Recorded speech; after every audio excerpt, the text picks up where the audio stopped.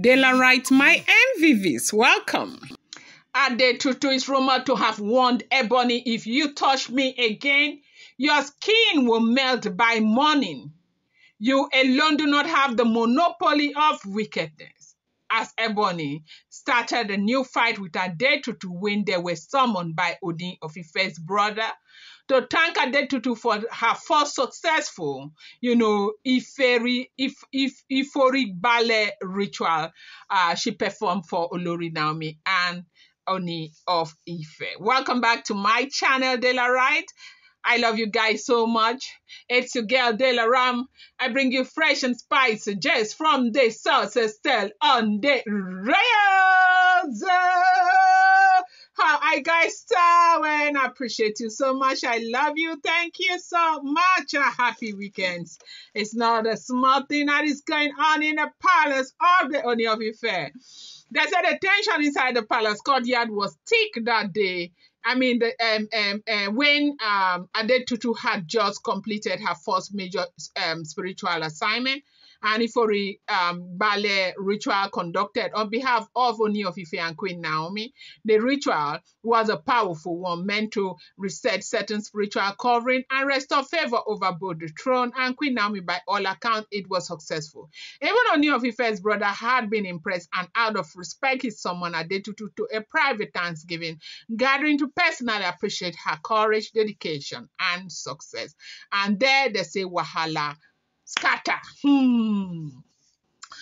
said the gathering was meant to be a calm, respectful moment. Some of the elders were present, including a few of the Oloris, but it was not a full-blown palace event. Still, the energy was tense. Ebony, who had previously been deeply involved in palace spiritual matters, had been replaced during this ritual, and she's not taking it lightly. They say as Adetutu entered the inner chamber to sit beside one of the elders, elder priestesses, Ebony walked in without being formally, no information and whatever, that everyone could sense the heat building, but no one expected her next move.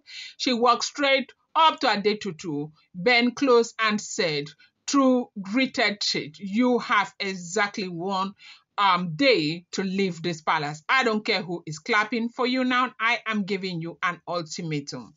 Adetutu didn't say anything at first. She simply looked at her.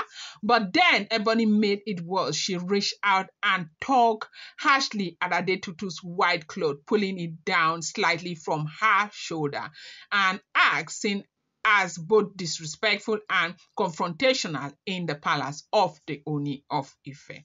They said it was at that moment that Adetutu could not. Like Adetutu couldn't take it in again. Adetutu rose slowly from her chair, her face visibly angry but composed. She looked Ebony straight in the eyes and spoke clearly so that everyone in the room could hear. If you touch me again, she said, your skin will peel. Your skin will melt by morning. They said the entire room went silent. Adetutu didn't stop. You alone do not have the monopoly of wickedness. I may be quiet, but I am not weak. You think Queen Naomi is soft because she forgave everything that you do or you did to her, because she walked away. She has a golden heart, but me, I will melt you alive. If you think I am joking, try me.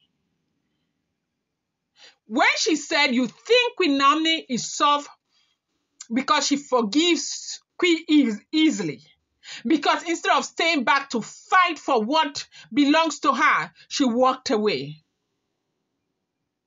I want you to know that I am different. Me, I will melt you alive. They say Ebony eye open for her though.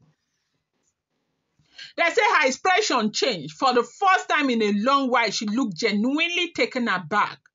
She hadn't expected that kind of open warning from Adetutu, especially not in front of everybody, especially the Ooni of Ife's brothers and royal witnesses. One of the younger chiefs tried to calm the situation, standing up to put himself between them, but the damage had already been done. Word began to spread instantly through the palace that Adetutu had stood her ground and publicly won Ebony, and not just with empty threat, but with spiritual weight behind her word. It was clear Adetutu had reached her limit. She had been silent through all of the side-eye gossip and whisper. She had watched Ebony try to assert dominance, but not today, not after the success of her euphoric ballet ritual, not after risking her spiritual energy for Queen Naomi and the Oni of Ife. And you think you have the power, the audacity to push me around, tell me how many minutes I need to stay in the palace? Who the hell, who the F, who the, who the, who do you think you are? I go do palace drama of his Martin. Hey, they said by the end of the confrontation, Ooni of Ife's brother had to personally speak with both women. He turned to Ebony and said, "This palace is not a battleground. You have been told so several times. If you bring disgrace here again, even your title will not be protected." Ebony didn't respond. Her eyes were on the floor. The public embarrassment was too much. She had been warned before, but this time it was different. This was in front of elders, and Adetutu had warned her openly without fear.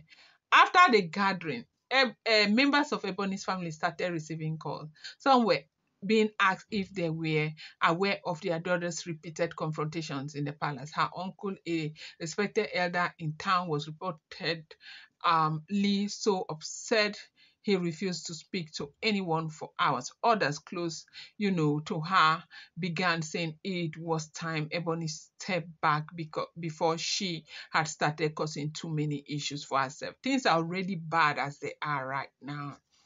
You cannot continue to fight a battle that you're losing. Every day that you fight this battle, you get estranged even more from KBSC. And you need to know that you cannot continue. You need to know you are not winning.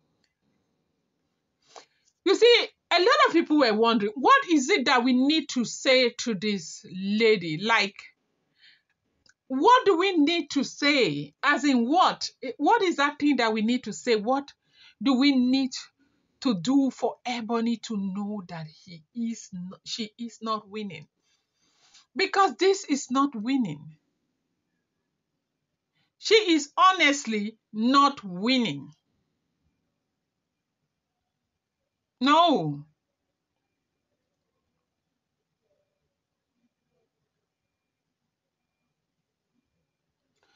They said they had to really speak to her. It was such an embarrassment.